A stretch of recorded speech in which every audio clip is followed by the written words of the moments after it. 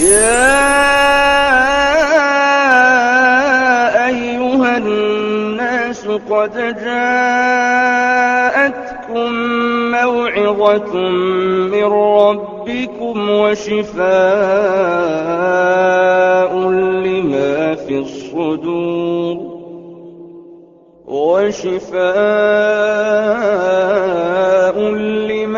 الصدور وهدى ورحمة للمؤمنين. الحمد للہ رب العالمین والعاقبۃ للمتقین والصلاۃ والسلام علی رسولہ الکریم اما بعد فاعوذ باللہ من الشیطان الرجیم بسم اللہ الرحمن الرحیم وما ابرئ نفسی ان النفس لامارۃ بالسوء الا ما رحم ربی ان ربی غفور الرحیم۔ قرآن مجید کا 13واں پارہ اس آیہ مبارکہ سے شروع ہوتا ہے اور اس کے ابتدائی کلمات وما ابرئ کے الفاظ سے پہچانا جاتا ہے۔ اس میں حضرت یوسف علیہ السلام کا واقعہ تسلسل کے ساتھ چل رہا ہے، اور یہاں پر حضرت یوسف علیہ السلام کا ایک قول آیا ہے کہ میں بھی اپنے نفس سے مبرہ نہیں ہوں۔ بعض لوگوں نے اسے عزیز مصر کی بیوی کا قول قرار دیا ہے۔ قرآن مجید میں یہ اسلوب کئی جگہ پر ہے کہ جہاں بات بہت واضح ہو وہاں قرآن مجید میں قالا قالت یہ کہنے کی ضرورت محسوس نہیں ہوتی۔ ایک جملہ ایک شخص کا ہوتا ہے تو دوسرا جملہ جو ہے وہ بغیر کسی کنیکشن کے یا بغیر کسی اشارے کے وہ دوسرے کا ہوتا ہے۔ یہاں جو پچھلی آیت آئی ہے اس میں واضح طور پر یہ الفاظ آئے ہیں کہ میں نے یہ اس لیے کیا ہے تاکہ یہ معلوم ہو جائے کہ میں نے اپنے آقا سے خیانت نہیں کی۔ ظاہر بات ہے کہ عزیز مصر کی بیوی نے تو اپنے شوہر سے خیانت کی تھی، اور ری اوپن کرنا کیس کو اس نے اوپن نہیں کیا تھا، حضرت یوسف علیہ السلام نے کیا تھا، لہذا یہ بلا شبہ حضرت یوسف علیہ السلام ہی کے الفاظ ہیں، اور یہ مطابق واقعہ بھی ہیں، اور یہ ہم سب کے لیے ایک ہدایت بھی۔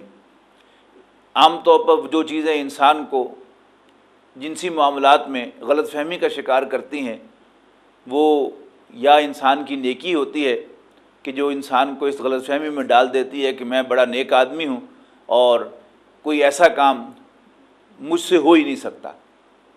یا اس کی فیملی بیک گراؤنڈ ہوتی ہے کہ جو اسے زوم میں مبتلا کرتی ہے کہ میں خاندانی آدمی ہوں۔ دونوں پہلوؤں سے ناظرین اگر آپ غور کریں تو حضرت یوسف علیہ السلام کل کو نبی بننے والے تھے، لہذا نبی سے بڑھ کر متقی تو کوئی ہو نہیں سکتا، اور دوسری طرف حضرت یوسف علیہ السلام اس نوع انسانی میں بیسٹ فیملی بیک گراؤنڈ کے حامل افراد میں سے تھے۔ ایک ایسا شخص کہ جس کا والد بھی اللہ کا نبی ہو، خود تو وہ نبی تھے ہی تھے، والد بھی ان کے اللہ کے نبی حضرت یعقوب علیہ السلام، اور ان کے دادا حضرت اسحاق علیہ السلام بھی اللہ کے نبی، اور ان کے پردادا کے تو کیا ہی کہنے، حضرت ابراہیم علیہ السلام کو رب العالمین بھی سلام پیش کرتا ہے، سلام علی ابراہیم۔ وہ فرما رہے ہیں کہ میں بھی اپنے نفس سے مبرہ نہیں ہوں۔ بے شک نفس تو برائی کا حکم دیتا ہی ہے، یعنی ہیومن نیچر کا حصہ ہے۔ جیسے اگر انسان ہے تو اسے بھوک لگتی ہے، اسے پیاس لگتی ہے، ایسے ہی اس کے اندر جنسی خواہش بھی ہوتی ہے، لیکن انسان کا اصل کمال کیا ہے کہ وہ کھاتا بھی اپنے فیصلے کے تحت ہے، پیتا بھی اپنے فیصلے کے تحت ہے، اور اسی طرح وہ اپنی جنسی خواہش کا اظہار بھی اور اس کو پورا بھی اپنے فیصلے کے تحت کرتا ہے، اپنے جذبات کے تحت نہیں کرتا۔ اس کے بعد اس سورہ مبارکہ میں حضرت یوسف علیہ السلام کی کہانی کا باقی حصہ ہے کہ بادشاہ نے حضرت یوسف علیہ السلام سے امپریس ہو کر انہیں بلا لیا جیل سے، اور انہیں اپنا بہت قرب عطا کیا۔ پھر حضرت یوسف علیہ السلام نے پیشکش فرمائی کہ اگر آپ مجھے جو ریسورسز آف دا لینڈ ہیں ان پر ذمہ دار مقرر کر دیں تو پھر میں آپ کو یہ پیش آمدہ قحط مینج کر کے دکھا دوں گا۔ بادشاہ نے ان کی یہ پیشکش قبول کر لی، اور حضرت یوسف علیہ السلام نے تاریخ انسانی میں پہلی مرتبہ راشننگ کا نظام انٹروڈیوس کروایا، اور اسی سلسلے میں جب قحط وائڈ اسپریڈ ہو گیا تو دوسرے علاقوں سے بھی لوگ ان کے پاس غلہ لینے کے لیے آنے لگے، یہاں تک کہ ان کے اپنے بھائی جو سوتیلے بھائی تھے وہ بھی ان کی خدمت میں حاضر ہوئے وداؤٹ ہیونگ اینی آئیڈیا کہ جن کے پاس ہم غلہ لینے کے لیے آ رہے ہیں یہ یوسف ہی ہیں، ان کے بھائی علیہ السلام۔ بہرحال حضرت یوسف نے ان کو پہچانا، انہوں نے حضرت یوسف کو نہ پہچانا۔ حضرت یوسف علیہ السلام نے ان کا سارا انٹرویو لیا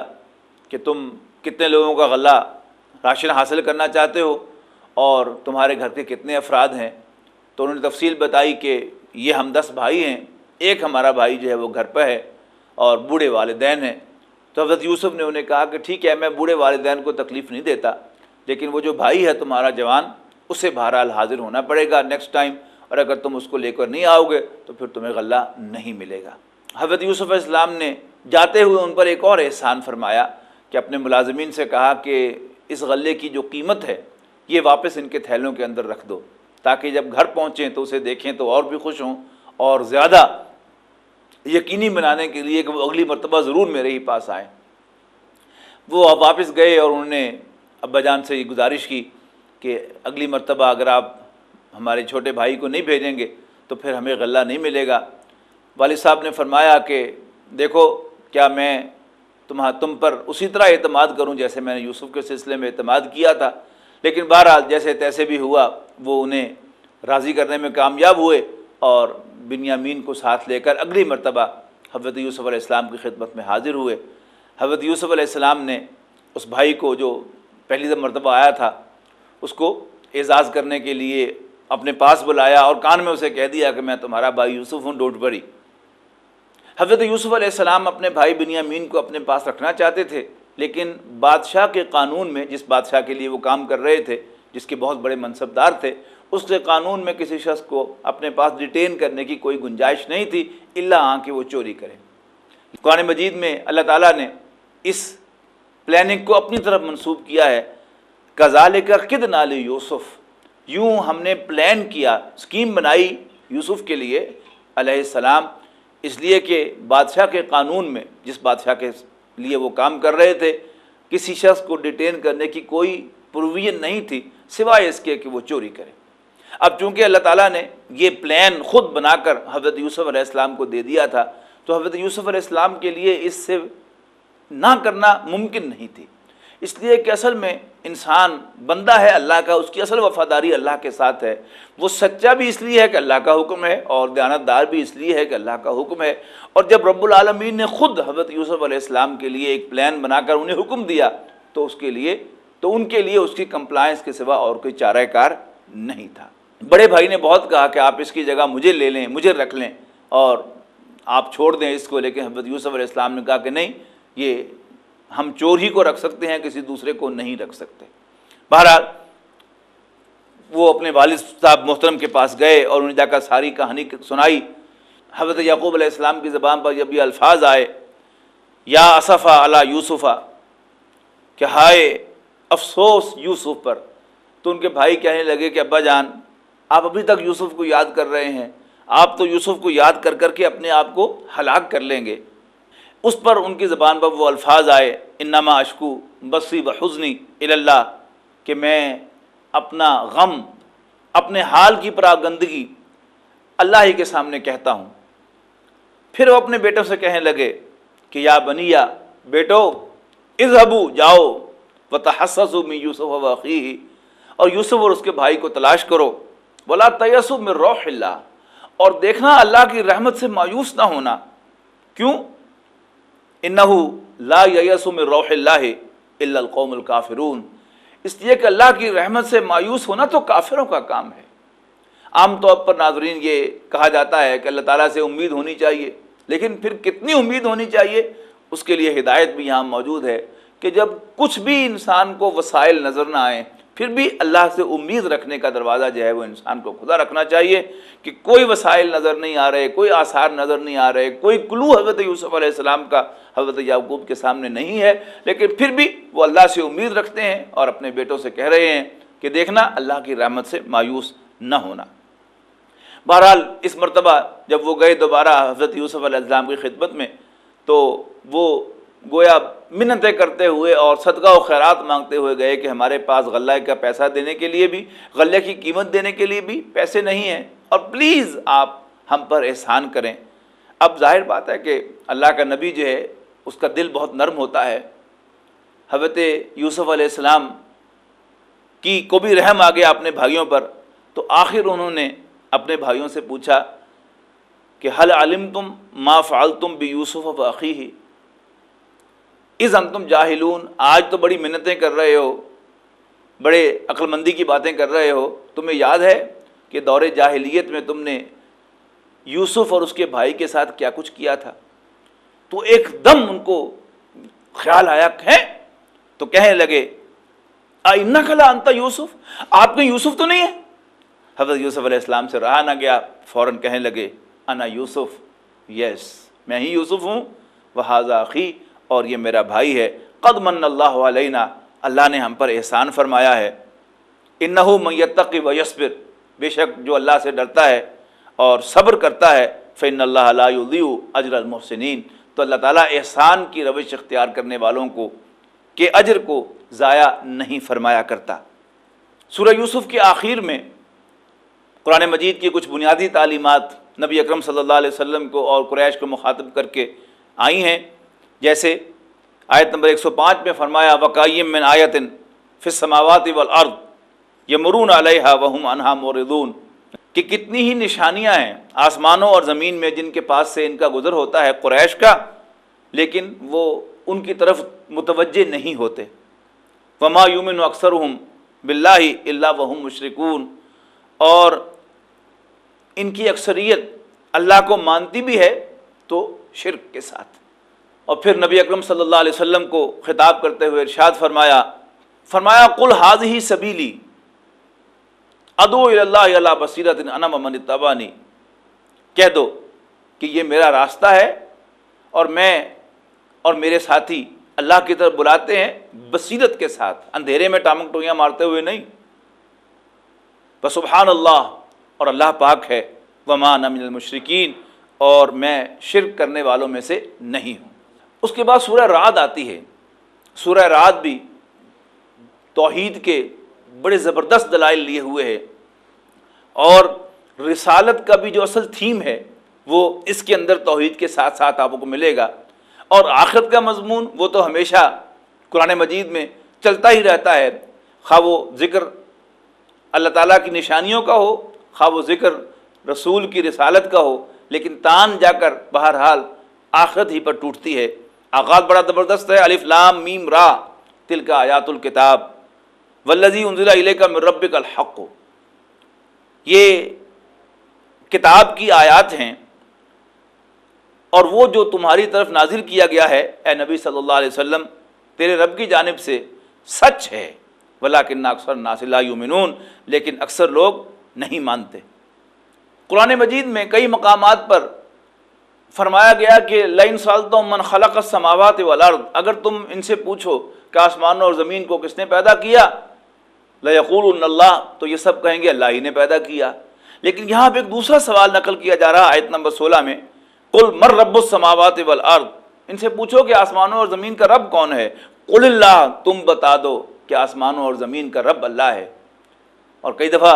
عرض کیا جا چکا ہے کہ قرآن مجید کا اصل پیغام اللہ تعالیٰ کے بارے میں یہی ہے کہ اللہ آسمانوں اور زمین کا رب ہے۔ قرآن مجید کا اصل جو بنیادی اوپننگ آیا ہے قرآن مجید کی، وہ بھی یہی بتاتی ہے کہ الحمدللہ رب العالمین۔ اور جو آیت قرآن مجید میں سب سے پہلے نازل ہوئی، نوئنگ کہ مکے کے لوگ قریش عرب وہ اللہ کو خالق تو پہلے ہی سے مانتے تھے، تو اس میں بھی اصل ایمفیسس اللہ تعالیٰ کے رب ہونے پر ہے۔ اقرا بسم ربک، پڑھ اپنے رب کے نام سے، الذی خلق جس نے پیدا کیا۔ رسالت کے سلسلے میں آیت نمبر 32 میں ارشاد ہوا وَلَقَدِ اسْتُهْزِئَ بِرُسُلٍ مِّن قَبْلِكَ اور اے نبی آپ سے پہلے بھی بہت سے رسولوں کا مذاق اڑایا گیا، فَأَمْلَيْتُ لِلَّذِينَ كَفَرُوا اور میں کافروں کو مہلت دیتا رہا ہوں، ثُمَّ أَخَذْتُهُمْ اور پھر میں ان کو دبوچ لیتا رہا ہوں، فَكَيْفَ كَانَ عِقَابِ تو پھر کیسا تھا میرا عذاب، کیسی تھی میری پکڑ۔ پھر فرمایا وَلَقَدْ أَرْسَلْنَا رُسُلًا مِّن قَبْلِكَ اور ہم نے آپ سے پہلے بھی بہت سے رسول بھیجے، وَجَعَلْنَا لَهُمْ أَزْوَاجًا وَذُرِّيَّةً اور ان کی بیویاں بھی تھی اور ان کی اولاد بھی تھی، یعنی شرک کی نفی کی گئی ہے کہ وہ انسان تھے۔ وَمَا كَانَ لِرَسُولٍ اور کسی رسول کے لیے ممکن نہیں ہے ان یاتی ابھی آیا کہ وہ کوئی معجزہ لائے، کوئی نشانی لائے، الا باذن اللہ، مگر اللہ کی اجازت سے، لکل اجل کتاب، اور ہر فیصلہ اللہ کے ہاں ڈاکیومنٹڈ ہے پہلے سے۔ اس کے بعد سورہ ابراہیم آتی ہے۔ اس صورت میں بھی سورہ رعد کی طرح رسالت کا مضمون بھی ہے، آخرت کا مضمون بھی ہے، اور توحید کا مضمون بھی، لیکن اس میں حضرت ابراہیم علیہ السلام کا تذکرہ بہت خوبصورتی کے ساتھ آیا ہے۔ سورہ ابراہیم کا آغاز قرآن مجید کے ذکر سے ہوا، ارشاد ہوا کتاب انزلناہ الیک لتخرج الناس من الظلمات الی النور باذن ربہم الی صراط العزیز الحمید، کہ یہ ایک کتاب ہے کہ جو اے نبی آپ کی طرف نازل کی گئی، ہم نے نازل فرمائی ہے تاکہ آپ لوگوں کو اندھیروں میں سے نکال کر روشنی میں لے آئیں اللہ کے حکم سے، اور وہ روشنی کیا ہے؟ اللہ العزیز الحکیم کا راستہ۔ آیت نمبر 4 میں ارشاد ہوا وَمَا أَرْسَلْنَا مِن رَّسُولٍ إِلَّا بِلِسَانِ قَوْمِهِ لِيُبَيِّنَ لَهُمْ، اور ہم نے کوئی رسول نہیں بھیجا مگر اس قوم کی زبان بولتے ہوئے جس کی طرف رسول بھیجا گیا تھا، لِيُبَيِّنَ لَهُمْ، تاکہ وہ ان پر بات پوری طرح واضح کر دے۔ اور پھر آیت نمبر 7 بہت خوبصورت، وَإِذْ تَأَذَّنَ رَبُّكُمْ لَئِن شَكَرْتُمْ لَأَزِيدَنَّكُمْ وَلَئِن كَفَرْتُمْ إِنَّ عَذَابِي لَشَدِيدٌ، اور تمہارے رب کی طرف سے یہ آگاہ کیا گیا ہے کہ اگر تم اے لوگو، اگر تم اللہ کے شکر گزار بنو گے تو ہم تمہیں اور دیں گے، اور یاد رکھو اگر تم نے ناشکری کی روش اختیار کی تو پھر میرا عذاب بھی بڑا سخت ہے۔ اس کے بعد خلاصہ بیان کیا انباء الرسل کا، الم یاتکم نبأ الذین من قبلکم قوم نوح وعاد وثمود والذین من بعدہم لا یعلمہم الا اللہ، کیا تم تک خبریں نہیں پہنچی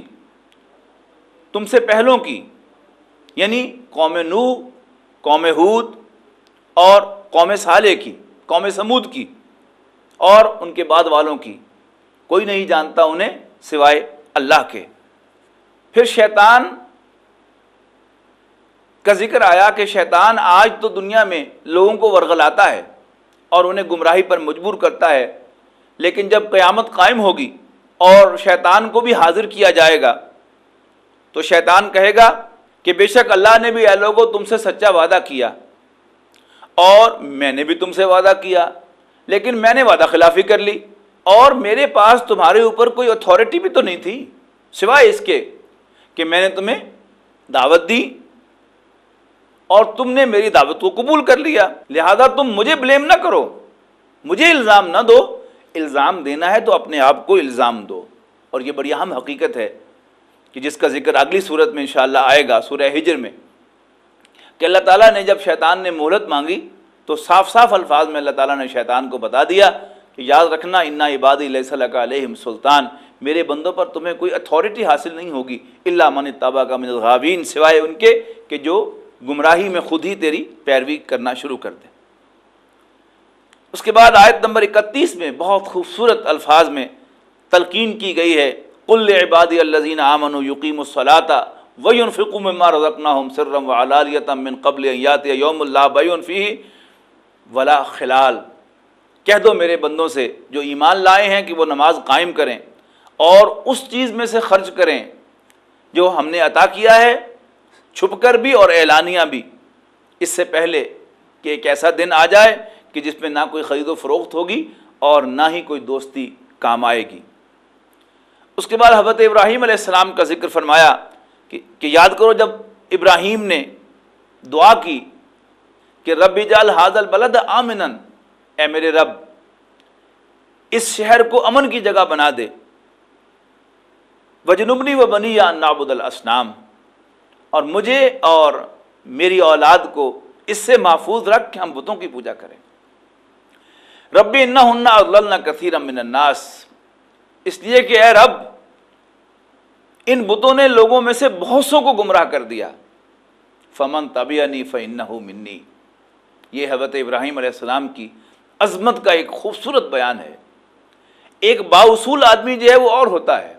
لیکن عظیم آدمی اس سے بہت اونچے مقام و مرتبے پر فائز ہوتا ہے۔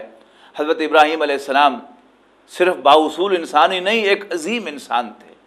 اب اصول کا تقاضا کیا ہے کہ وہ یہ کہتے ہیں کہ ربا جو میری پیروی کرتا ہے میں اسے اون کرتا ہوں، وہ میرا ہے، اور جو میری پیروی نہیں کرتا، میری نافرمانی کرتا ہے، اس کا مجھ سے کوئی تعلق نہیں۔ لیکن ابراہیم دی گریٹ ڈزنٹ سے دیٹ۔ کیا فرمایا کہ فمن تبعنی، بس جو میری پیروی کرے، فہو منی، وہ میرا ہے، ومن عصانی، اور جو میری نافرمانی کرے، فإنک غفور الرحیم، تو ربا تو بخشنے والا، رحم فرمانے والا ہے۔ پھر آگے جا کر ان کی اس مناجات کا ذکر ہے کہ جب اللہ تعالیٰ نے حکم دیا کہ اسماعیل کو اور اس کی والدہ کو اس چٹکل میدان میں جہاں نہ پانی ہے نہ کوئی سبزہ ہے چھوڑ دو، تو ان الفاظ کے ساتھ وہاں سے نکلے، ربنا انی اسکنت من ذریتی بواد غیر ذی زرع عند بیتک المحرم، کہ اے ہمارے رب، میں اپنی اولاد میں سے ایک شاخ کو ایک ایسی بے آب و گیا وادی میں چھوڑ رہا ہوں جو تیرے حرمت والے عزت والے گھر کے پاس ہے، تاکہ وہ نماز قائم کریں۔ فجعل افئدۃ من الناس تہوی الیہم، تو ربا لوگوں کے دلوں کو تو ان کی طرف پھیر دے، وارزقہم من الثمرات، اور انہیں ہر طرح کے پھلوں سے نواز، لعلہم یشکرون، تاکہ وہ شکر گزار بن جائیں۔ مزید فرمایا کہ اے اللہ تو جانتا ہے وہ سب کچھ جو ہم دل میں مخفی رکھتے ہیں اور جو ہم اپنی زبان سے اعلانیہ کہتے ہیں، اور آسمان اور زمین کی اور زمین و آسمان کی کوئی شے تجھ سے چھپی ہوئی نہیں ہے۔ سارا شکر اس اللہ کا ہے جس نے مجھے اسماعیل و اسحاق جیسے بیٹے عطا کیے، اور میرا رب بڑا دعا کا سننے والا ہے۔ رب اجعلنی مقیم الصلاۃ ومن ذریتی، کہ اے میرے رب مجھے بنا دے نماز کا قائم کرنے والا، اور میری اولاد کو بھی۔ ربنا وتقبل دعا، اور میری دعا کو قبول فرما۔ ربنا اغفر لی ولوالدی، اور مجھے بھی بخش دے اور میرے والدین کو بھی اور تمام مسلمانوں کو اس دن جب حساب قائم ہو۔ بارک اللہ لی ولکم فی القرآن العظیم ونفعنی وإیاکم بالآیات والذکر الحکیم۔ يا أيها الناس قد جاءتكم موعظة من ربكم وشفاء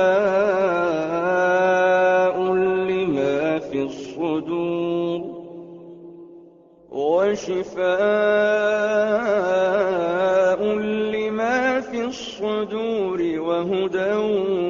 ورحمة للمؤمنين۔